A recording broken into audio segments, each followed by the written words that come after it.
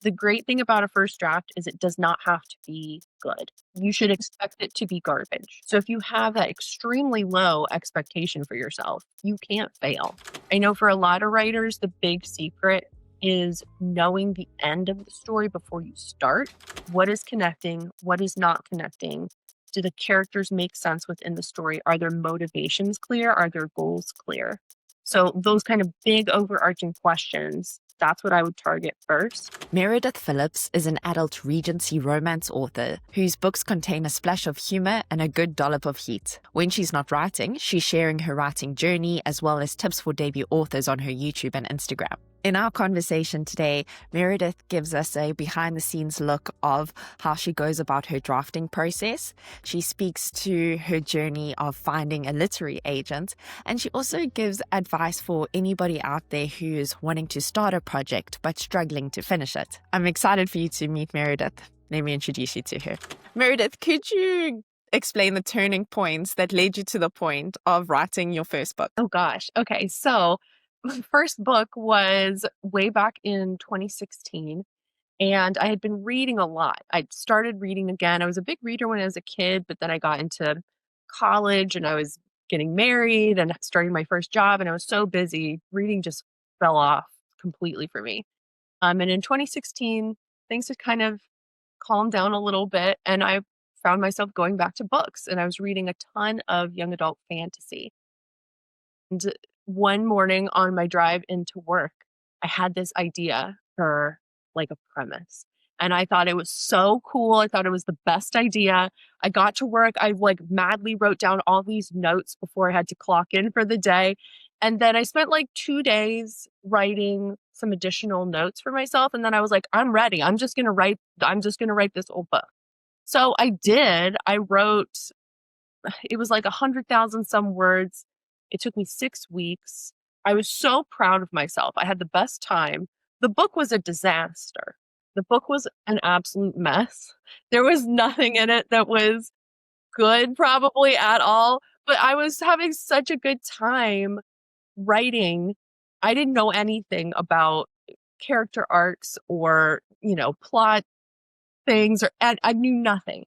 I mean, that was the turning point basically, but that's what really got me interested in writing to begin with. It wasn't some kind of dream when I was like a child or anything like that. It just started there. And then as soon as I was finished, I was like, okay, well, clearly this is going to be a New York Times bestseller. But I know I got to revise it a little bit, I guess. And then I tried to go in and start revising, and I was like, oh, wait, this is a little rough. And so it kind of took off from there with me like reading craft books and learning about the industry and learning, about the writing craft and hopefully improving from there. Well, I just think it's amazing that you had such self-awareness to read it and be like, oh my gosh, this isn't good. Because when I was doing research for this interview, I went on your website and I saw you start in 2016, which is also when I started. But I started in the movie world. So I was like, I want to write a movie. And I wrote this movie and I was like, and I'm going to enter it to this competition. And I entered it to this competition and I just saw my whole life changing. I was like, oh my gosh, it's going to happen for me. And then they give you your feedback and they're like, it's clear that you don't know anything about story structure. And I was like, what? Like, I didn't even know there was a thing like story structure. And nobody even taught me at school, like, I knew there was a beginning, a middle, and an end, but I didn't know what was supposed to go in the beginning, middle, and end. Yeah, I feel like that was me too. I knew beginning, middle, end. Yeah, what else? I feel like in my school days, we focused a lot on formal writing, essays, reports, that kind of nonfiction writing, I guess. And we didn't do a whole lot of storytelling and fiction writing.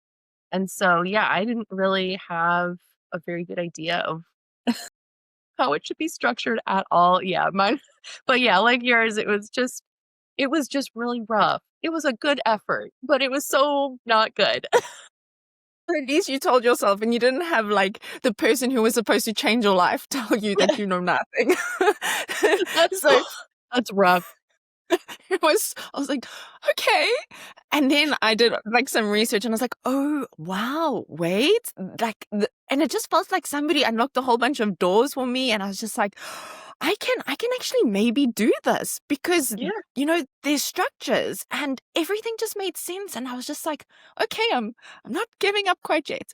But Good. let's go back to your first book. How many revisions did you do, and did you ever query that book? I definitely never queried it, thank goodness. But that book was so hard because I was trying so hard on it, and I just didn't know enough to know how to help myself. And so I had that first draft, and then I was trying to revise it. I was trying to fix things, but it was such a garbage pile.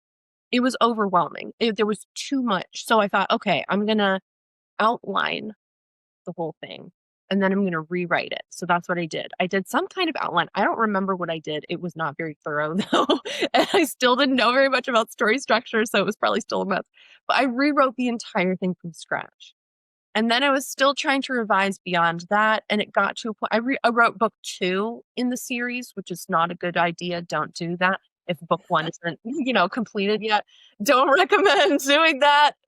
What a disaster I was. But I got to a point I worked on that thing for, like, a year and a half, 2 years, something like that, and it just got to a point where I was getting tired of young adult fantasy. I had moved on to reading other things, and it wasn't really the genre that felt good to me anymore, and I finally just gave up on it, and I thought, "Okay, this isn't for me, I'm gonna do something different." So I don't really know what you would count as drafts, maybe like 2 or 3, something like that, and then eventually was just like, "I can't, I just gotta put it aside, be done." Yeah, I can just relate to absolutely everything you said. But like looking back on it, it's very funny, and you're like, what was I thinking? But when you were explaining like how that idea came to you and how you were working on it and how just like that feeling is just so beautiful. And like, I'm so proud of us for both just getting in there and writing something terrible. Yeah, and I mean, like, to this day, I've written stuff that hopefully is a lot better than that, but that first draft of that first book is, I think, the thing I'm most proud of because it was just I was so excited while I was writing it. It's the best time I've ever had writing a book. 'Cause I knew nothing. Ignorance is bliss. And Yes. so I just could have the best time. I had so much fun. There was nothing in my brain being like, "Oh, you didn't put in this kind of thing," or, "Oh, you mentioned this first, and then, her eyes are blue on page 2 and they're brown on page 50." Like, I didn't go any of that stuff, right? And so it was just fun. It was just pure unadulterated fun. Yes. And every book since then, I've known more and more and more about writing. And so there's always that little voice in the back of your head, like, you're messing this up and this isn't clear and this writing is crappy. And, there's all that pressure on yourself. And that first book had none of that. And Yeah. so if you're a starting writer, just have a good time. Just Mm. enjoy it. Because the farther you go, you'll still enjoy it, but there is more external pressure on yourself the farther Yeah. you I'd like to ask you quite a loaded question now. So I know there's a lot of us who want to start something, but there's a lot of us who maybe get to the brainstorming phase and don't actually start anything, or maybe start something but don't finish something. So I'd love to know, what was your secret to actually just start and finishing your first draft of your first project? How many books have you written since? And have you ever quit a project? definitely quit a bunch of projects. Yeah. Um, I've written maybe 10 completed drafts where I actually wrote, like, the entire story and wrote the end. There's others I've started and gotten, 10,000 words in, 40,000 words in, and was like, "What am I doing here?" And kind just quit, you know? But for that first one, again, like, I was just so excited, and I didn't it was just fun. I was just having a good time. And so I knew I had to finish it. Like, the book has to be done if I want to sell it to, a giant publisher who's going to publish it. So I just that excitement and momentum of believing that I had this great idea, that's what carried me through. I think the most important thing with writing, or one of the most important things, is finishing that first draft because you can't do anything else until it's done. And the great thing about a first draft is it does not have to be good. You should expect it to be garbage. So if you have that extremely low expectation for yourself, you can't fail. The only way to fail is just not finishing it. But if you finish it, no matter what shape it's in, you have won. You've succeeded. You did the thing. There's a lot of work to do after that, but that's the first step. And so just finish it. It doesn't matter if you know, "Oh my gosh, there's all these problems in the first act or with this character." It's okay, you can fix it later. Just get to the end, and then you can work with what you have. I know for a lot of writers, the big secret is knowing the end of the story before you start. So, you might wanna play around with that if you're one of those kinds of writers. I'm definitely the type of person where I've gotta have that super, super detailed outline. Otherwise, just it's gonna be worse than garbage. It's gonna be it's gonna be unmanageable. So you might find that you really do need a super solid, very clear outline detailing out all the pieces of the story before you start. Other people, like, that ruins it for them. They hate having an outline. They wanna just write and kind of find the story along the way.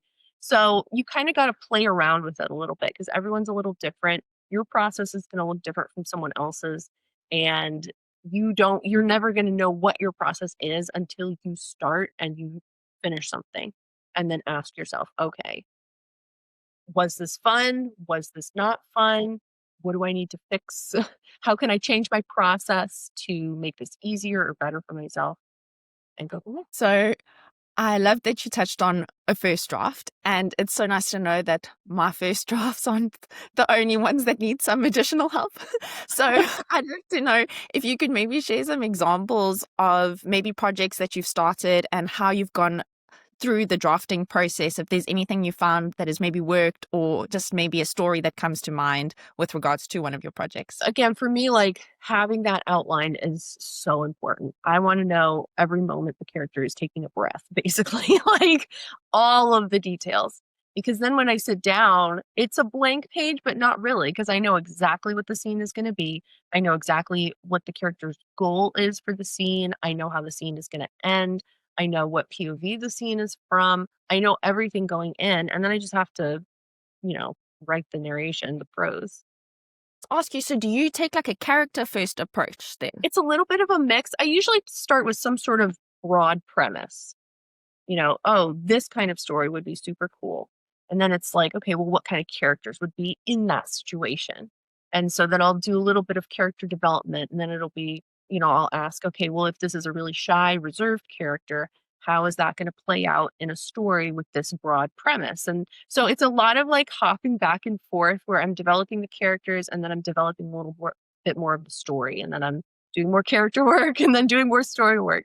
So it's kind of a back and forth thing for me, because I feel like story and character are so intertwined, it's difficult for me to completely separate them and work on them individually. And I'm curious, do you add an element of you into the story as well? Oh, Like, I'm do you sure, find yeah. yourself is it okay? Yeah. I mean, I don't know if I do that consciously, but certainly by the end, I can see, "Oh, you have this kind of character acting in this way, or you have this sort of story element going on in the story." Like in the project I just finished, the first draft of it. One of the things I wanted to explore was the idea of belonging as an adult. I think we think of that as a little bit more of a young adult theme sometimes, where you're kind of finding out like who you are and where you belong in the world. But adults have that question too sometimes. You get moved around, your life changes, and then you're like, where do I belong here? What am I supposed to be doing? Who do I belong to? Who belongs to me? And so those kinds of things found their way into this story, not intentionally, but as I was outlining it, I was like, oh, I see how this is lining up with issues I've had in my life as an adult. Very interesting. So, I'm quite an analytical person, so would you say it's like plot, character, theme, and then you? Yeah, I guess so. And sometimes, but it can change from project to project. Like there's been other ones I've worked on in the past where I've written the whole first draft, and it's not until after I'm done or even in later drafts where I'm like, "Oh, I see I see what I was trying to get out here. I see the message, or I see the theme that I want readers to pick up on. It's not always super obvious to me. Maybe I'm dense, I don't know, but um yeah, it kind of comes at different times in different projects. It just depends. Yeah, I totally hear you. They are all so different. And every Yeah. time I feel like I've cracked the code, I start Yes. something new. I'm like, okay, you're asking for something different. Let's go with it. But then I've sort of like discovered my rhythm that like I feel works really, really well for me. And so I'm toying between like taking the risk of maybe going somewhere new and unfamiliar, or doing what I know like is easy for me. So Yes. I'd love to know, what is some advice you could give to anybody who is looking to self-edit their projects? Man, this is the part of the process that was so hard for me to learn. I think going from the first draft to the second draft is still the most difficult part, because that's where you're doing the most, for at least for me usually, you're doing the most in terms of like developmental edits. You're chopping big portions, you're adding new content, you're fleshing things out. It's the biggest change typically for me. So self-editing, if you've got that first draft, you're going to want to look at the broad strokes of the story first. What is connecting? What is not connecting? Do the characters make sense within the story? Are their motivations clear? Are their goals clear? So, those kind of big overarching questions, that's what I would target first. Don't worry about the prose. Don't worry about all the terrible metaphors you've written in that first draft. We don't need to worry about that right now. If you spend a lot of time nitpicking the individual words and sentences and stuff in that early stage, you're running the risk of spending a lot of time on something that you might end up cutting later.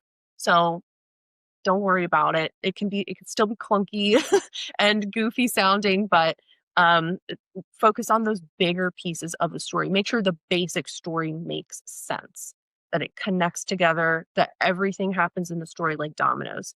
You push that first one and the inciting incident, and then everything should fall because of that. If you get into later drafts where the story is very solid and you don't need to change anything there, but you are looking at those nitpicky little wording choices and all that kind of stuff, learn about line editing. This is different than copy editing. Copy editing focuses more on like commas and, should you have a semicolon here or no? Or, is your dialogue formatted correctly? That's all copy editing stuff, which is important. Line editing, though, I think is where your voice can really shine through.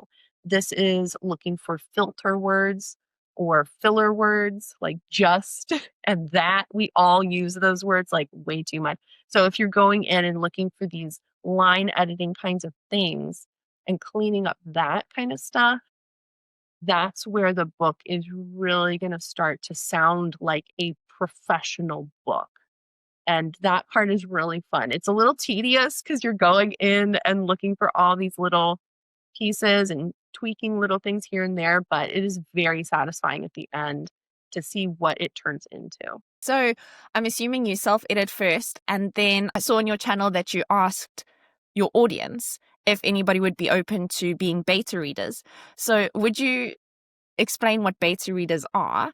And could you describe how they could be helpful in terms of bettering your project? And also, does your husband read it before you send it off to your beta No, readers? definitely no. Oh my gosh. I've never had anyone like family or like real life friends read. Absolutely not.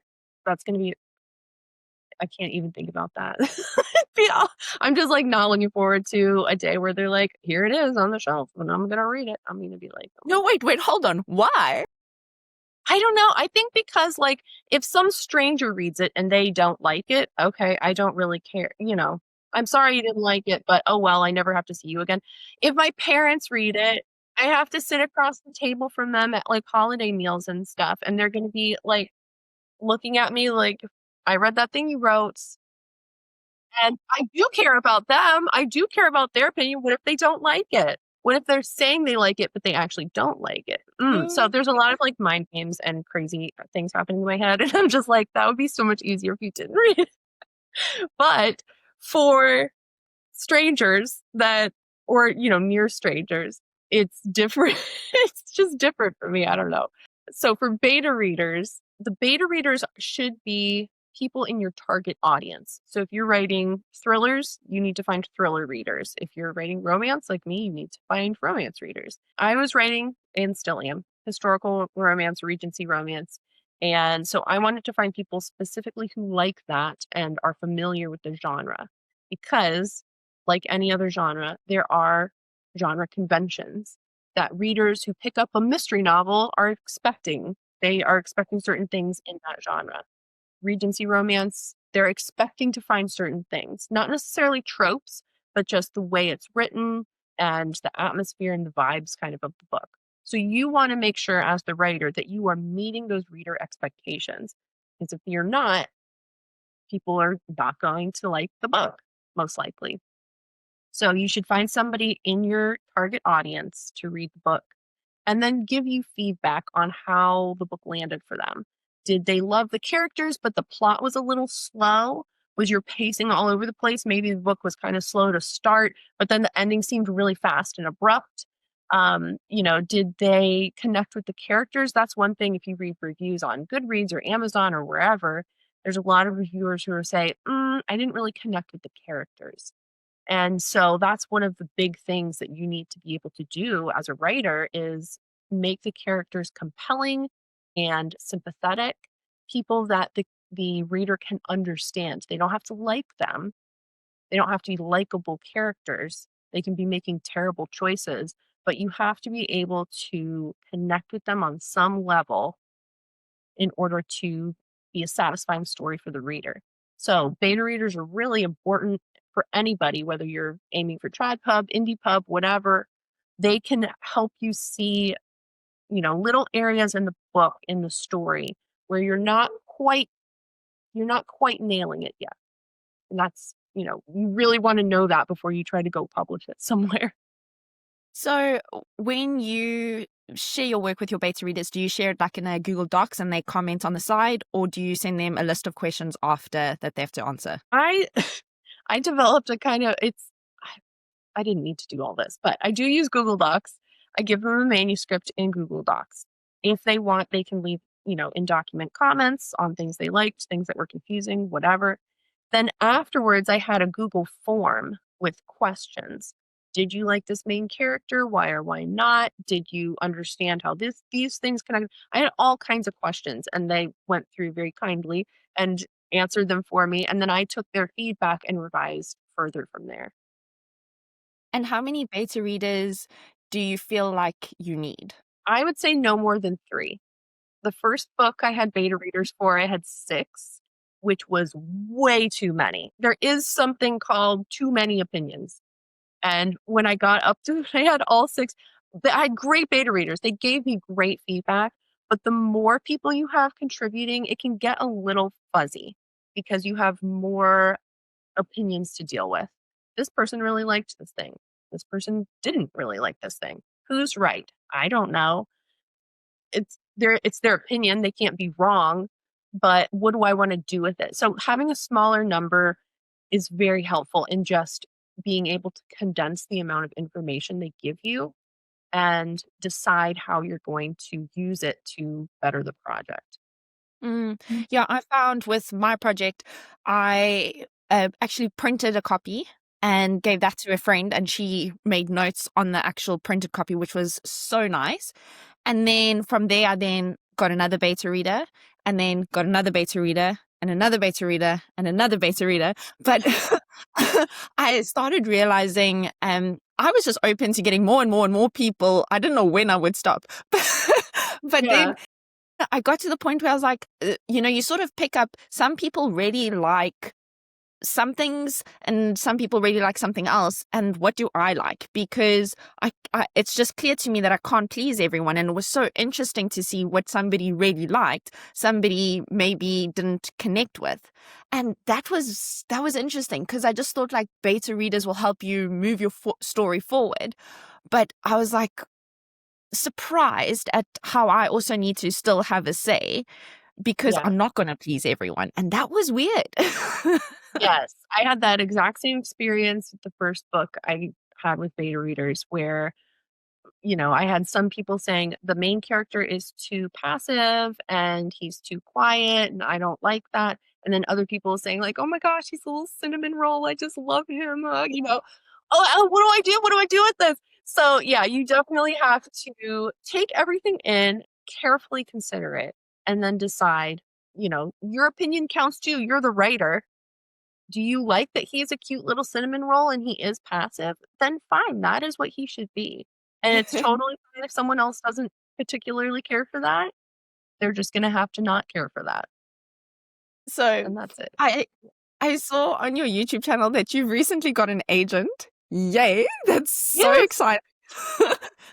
Well, I'm so excited for you because I mean, I can just relate so you. much to your journey. Like next year would also be my 10th year. And then I love outliers. And so like a couple of years ago, I made peace that it's probably going to take 10 years. And like to just see where you're at in your journey, it's so encouraging to me because I'm like, yes. And like the way you talk about it and have documented it, I'm going to link a link to your playlist in my description of like your journey of querying. But could you just give us a brief overview of your querying process to the point of landing up with your agent? Yeah, absolutely. So it's been very exciting, and I'm so grateful to have an agent. Oh my goodness. But quick overview, I would say if even if you're just starting writing, if you have any possible interest in traditional publication, you will eventually need to query. And I would say my biggest number one tip is start learning about it right now. Even if you haven't finished the first book, just start learning. You don't have to be in super intense, like research level kind of a, just start learning about it. Start listening and start learning because the querying process, on the one hand, is really pretty simple. You send a query letter, a synopsis, and sample pages to the agent. Okay, that seems pretty straightforward. Those pieces have very specific requirements. And they're not obvious. And so if you don't know what you're doing, you're going to be wasting a lot of time in sending out stuff that is just not what agents are wanting or expecting to see. So start learning now about what those pieces should look like. For the actual querying process, one of the most important pieces is the query letter itself. This is not a long document. It's typically 250, 300, maybe 350, 400 words if you're getting a little lengthy, but it has very specific things that need to be included. And it's something that you need to take a lot of time. It's not a quick, I'm going to write it, in an hour and send it out. No, you're gonna write multiple drafts of this thing on your own. It's very nitpicky in terms of, like, let's go in and change all these little words and, phrases and all this kinda stuff. Um, I would absolutely recommend send it to somebody who knows about query letters and get them to give you feedback on it because I guarantee by the time you're writing the query letter for your book, you've read your book 10,000 times and you've revised it 50 times and you know that book front to back and back to front and upside down in every different which way. And you will have a very hard time reducing it down to 250 Mm, words. And you're mm, going to make assumptions about what people know and what they don't know, and you're not going to be able to see it. So give it to someone else, give it to many other people if you can. There's resources online where you can post your query letter and people will respond and give you advice free. There's also a lot of editors out there or other book industry professionals who will critique your query letter for a small fee. It's usually pretty cheap for a query letter because it's just a one page. You can find critiques for like $20, 25, $30, something like that. I would definitely recommend doing that if that's within, a budget that you can afford. Give it to, even if you don't have any kind of way of doing any of that, the absolute bare minimum I would say is give it to somebody who can at least check it for typos at the very least, because you get one shot with these agents. And if you send them something that later you're like, oh my gosh, this was a disastrous mess. I shouldn't have sent this to them. It's too bad. You can't you can't redo it and send it again. So take your time with that query letter package to make it as good as you possibly can. Once you're solid on that, then you can start sending it out to agents. And this takes a long time, honestly, for most people. you could get lucky and send it to the right agent at the right time, and they happen to look at it very quickly, and you could have an agent very fast. But most people are querying for months before, or even like up to a year, really, before they finally land an agent. And it could take multiple projects too. I queried two projects. The first one, it didn't get me an agent, and that was okay. I knew that going in. It was a hard, it wasn't going to be an easy one to pitch to agents. And I feel like I got really lucky the second time somebody was interested. So, So I'm actually curious. I didn't even think of asking you, why did you decide traditional publishing instead of self-publishing? well, there's so many reasons. There's so many great things about self-pub, and there's so many great things about trad pub, and there's negatives to both of them. So for me, one of uh, the biggest blocks to self-publishing is you do need to invest some money up front in it. And I didn't have the money that I would want to invest in it in order to do it. Some people can do it for very cheap. You get a cheap cover, you get, maybe someone to check your work for typos or something like that, and you publish it and you're done. And I've seen people who have published really pretty decent stuff for just a couple $100s. I'm very like, I want the most professional looking cover of all time. I want the developmental editor. I want the line editor. I want the copy editor. I want the proofreader. I do not want to learn how to upload it to Amazon and Kindle. Like, somebody do that for me, please. You have to learn about like you have to do all your own marketing, come up with a marketing plan. I don't know anything. What are you talking about? You have to have social media is such a big part, I think, for a lot of indie authors. And some of them do an amazing job at all of this stuff. And I am in awe because you are taking on 100% of the responsibility for every aspect of the project. And that is so intimidating to me. I don't want to do it. So for me, with TradPub, you get the team. You have an editor that works with you. You have some kind of marketing. There's a lot of crying about, you know, they don't market well for mid-list authors, or, not if you're not the big top tier person at the imprint, they're not going to care about you. But they will do marketing for every book to some extent. You have that team. You have your agent on your side trying to promote it and all that kind of stuff. There's no upfront money. The publisher pays you to buy your book. So you should not, if your publisher is asking you for money, that's a scam and you need to run. So for me, the trade-off of I'm handing over a little bit of control to somebody else, and I'm not getting 100% of the profit necessarily, right? You split the profit with your agent, with the publisher, because they're doing a lot of the work. I was fine with that. I'm fine with that. Somebody please help me with this because I don't want to do it by myself. Mm-mm. And can you explain what it was about your agent that made you want to go with your agent? Because I know you had a couple of offers. Again, how cool. Did. I know, right? Like, wow. It was just very lucky all around, honestly. So I had some really good choices, but this particular agent, she is still, I guess, a newer agent. She hadn't been with the agency for all that long, but she'd already made some really impressive sales. She had a really great vision for the book. She had a very interesting way that she was planning to pitch it to editors, which I thought that was a very cool angle to take. She had some good notes about, what she would want to potentially change or improve about the book to make it more marketable, which I was totally on board with. And she was just very well spoken on the phone and easy to talk to. I felt like we had a good rapport.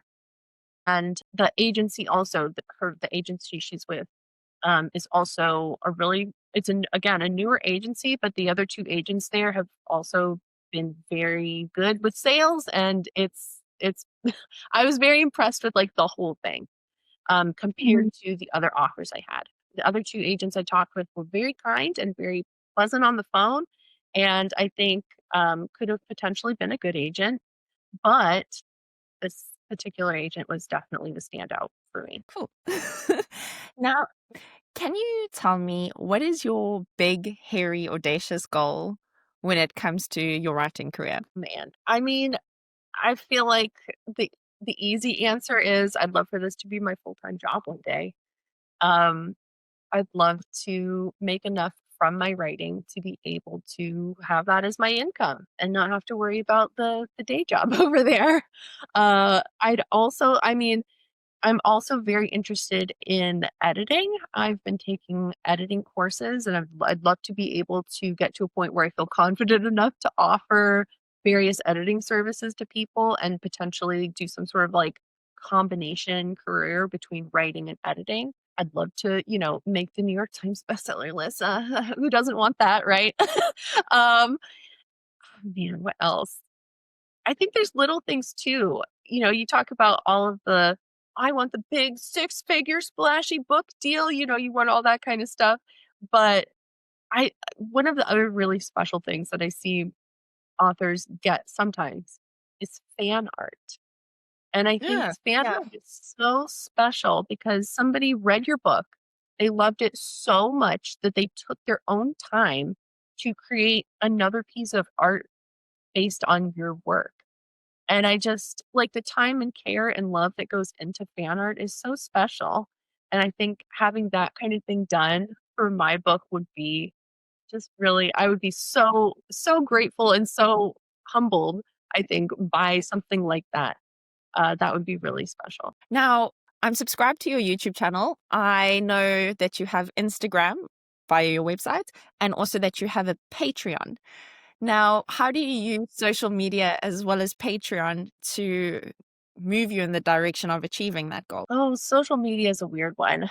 Um, Really for me, I mean, YouTube is the big one that I put a lot of my time and effort into. The Patreon was fun. I'm having a good time with it, and I like getting to chat with other people on a more personal level sometimes, and helping them with their projects is really satisfying to me. Instagram, I used to be really intense with Instagram. Maybe like 3 years ago now. I was posting like 3 times a week, every week without fail, and I got to the point where I hated it. I wasn't having fun with the posts. I didn't feel like they were satisfying to me. I was not getting any joy from them. I didn't feel like they were helping anybody else really. Like, it was a pretty picture maybe, and that was kind of it, like, So I Instagram for me now is just I will post when I want to. If I have something I wanna say, if I have something to announce or whatever, I'll put something up over there, but it's very much a when I feel like it platform. YouTube is the one for me that is, like, the one I have the most fun with. I love filming the videos, I love editing them, I love posting everything. I have a great time with that. And for me, YouTube has been interesting because I, from the beginning, I'm very much wanted to make it consistent. I wanted to post, on a weekly basis and not miss a week. But if you're a writer and you're posting like writing vlogs, you have to write in order to have content to post. And so YouTube honestly has been super helpful for me because there's been multiple times over the years where I'd be sitting here on a Saturday afternoon and thinking, oh my gosh, I just want to go take a nap, or I just don't want to really do this anymore. But if I don't do this, then I'm not gonna have anything to film and I won't have anything to post later. And so it's forced me in a lot of cases to continue working beyond where I maybe would have just been lazy and stopped for the day. And I think I've truly gotten more done because of YouTube than I would have if I was just sitting here by myself, Mm. just using that internal motivation to keep me going. I do think I would have continued, but I do think, the progress would have been slower if I was just by myself. Curious about your relationship with Instagram versus your relationship with YouTube. Because for me, when people ask me if I have social media, I say no because I don't believe I have social media. However, I do have an Instagram and TikTok for my books Mhm. or my podcast. And I don't feel like that counts as my social media because that's just clips from the content. And I get anxious if anybody in my personal life finds that because I'm like, this is not personal. Go away. Unless I have invited you, why are you here? I feel uncomfortable right now. Um, Yeah. because I feel like I don't want it. I don't like how it bleeds into the personal life. I feel so uncomfortable. Where YouTube, it just feels so different because I don't feel like it's a social platform. Like no one can DM you. There's no, like, you don't know when someone else is online. So you feel like you have to engage. I just feel the platforms are so different. And I also love creating content for YouTube because there's no, it's anything goes. Where like Instagram, like there's sort of trends that if you follow them, you get certain engagement. There's certain things that you kind of know will work. Where with YouTube, it's like, well, who cares what works? Because create your own thing. There's space for everyone. Tell Yeah. me about your feelings. Yeah. I mean, when I first started my YouTube channel, I was very concerned with like all the analytics and how to optimize your descriptions and your titles to get the most clicks and the most views. And just like by the time I got to the point where I had 1,000 subscribers and I had the 40 hours or 40 weeks, whatever the monetization said, I got the channel monetized. And then it was like, okay, the next like goal is like 100,000 subscribers. Am I ever going to have 100,000 subscribers? No. Yes, you are. I speak that over you. I Get it, don't need it. girl. I don't need it though. like I, I I decided long time ago I don't care about the numbers. Are Mm-mm. 5 people gonna watch this? Are 500 people gonna watch this? 5,000 people? Great. I'm gonna post it. I don't I mean, it's fun when you have a lot of views on something or you get a lot of comments on something, but the joy for me in this is the creation of the product. If it resonates with people and people enjoy it, awesome. I'm super excited. That makes me happy. If it kind of falls flat, okay, I'm just going to make another one next week. Like I I think I've seen people get really wrapped up into the analytics of it, and you have to grow your channel, and you've got to have this many subscribers, and you've got to have all this, and it's such a stressor. It's such a big stressor, and there's so many other things in life that are stressful, and I don't need YouTube and Instagram to be one of them.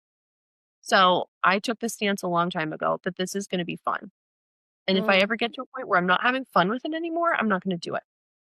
And so it's been fun for 5.5 years now. I'm gonna keep going. Um, yeah, I mean, I can't let it overwhelm me and lose the joy. Uh, Then what's the point? So, I'm just having fun with it.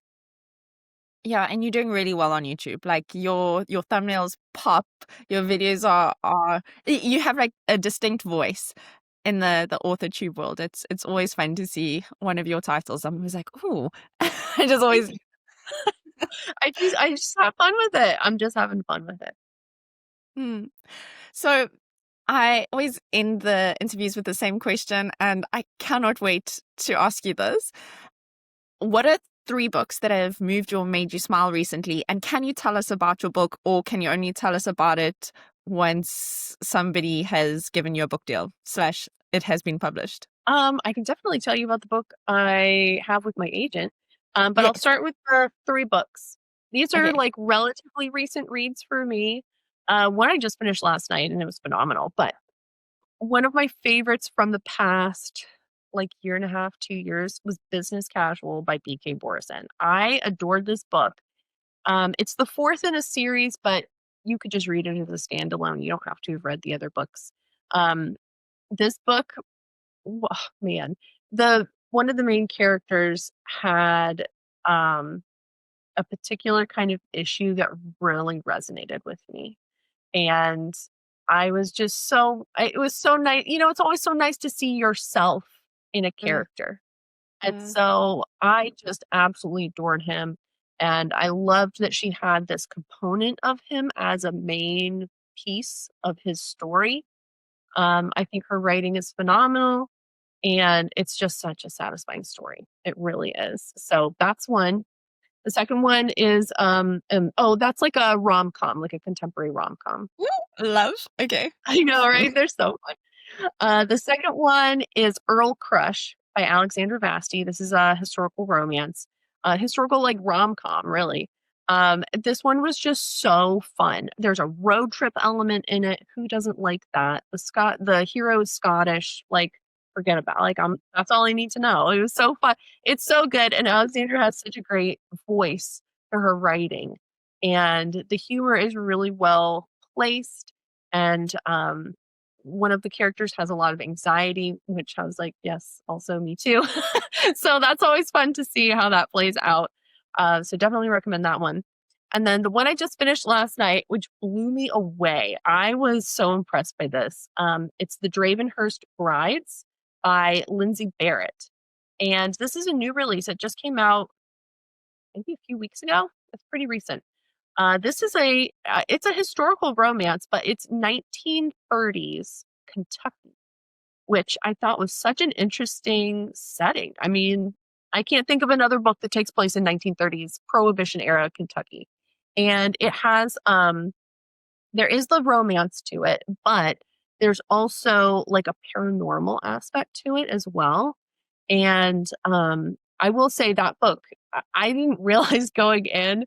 I don't think the description, like on Goodreads, does a very good job of cluing you into this. There are definitely some heavier themes in this book, so if you need to check trigger warnings, like definitely do that for this one. Um, but the writing was like next level. It was so well done. And the whole, like, I don't read a whole lot of paranormal books, but this one had like a ghost aspect to it. And the way she played out the story with these ghosts and with the main character was so well done. I was so impressed. And again, maybe this is the theme here. The character had another issue about her that I personally like super connected with. And I'd never seen this represented in any other fiction I've ever read. And I was like, oh, look at this character has this thing like me. Wow. So that's always very special. And yeah, definitely would recommend that one as well. Okay, now your book. Well, yeah, it's my book. Okay, so my book is called A Rogue's Guide to Winning a Wife, and it has a marriage of convenience plot line with a lot of wagers. Now, I will say I'm never writing a book with wagers, like stacks of wagers ever again, because I had like a flow chart at one point to keep it all straight. Who was wagering what against whom and why and blah, blah. So anyway, the hero has a sister that he is trying to help out of a bad situation, and in order to do so, he enters a wager. And unfortunately for him, the wager requires his new wife to do something to help him. And he's not on very good terms with this new wife. And so he has to woo her over, win her over, in order to convince her to help him with this thing. And of course, he's going to fall in love along the way. So it's almost like enemies to lovers within a marriage. A little bit. Yeah. Yeah. I love this. I'm so Yeah. excited. Oh, Oh, good. Well, hopefully in future one day if it, sells and yes, gets picked up, published yes, somewhere. yes. Oh my gosh, I'm so excited for you. Thank Thank you you. so much for taking the time to do this.